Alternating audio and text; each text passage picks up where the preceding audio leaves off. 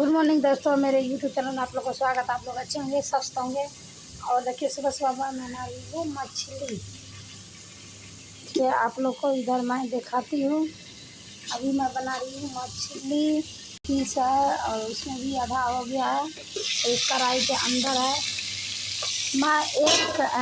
मैं एक दोस्त जब तक कढ़ाई तेल डाल रजबू, जरा तक कराई तेल डाल रजबू, आके मछरी बना लखन खाना रजबू।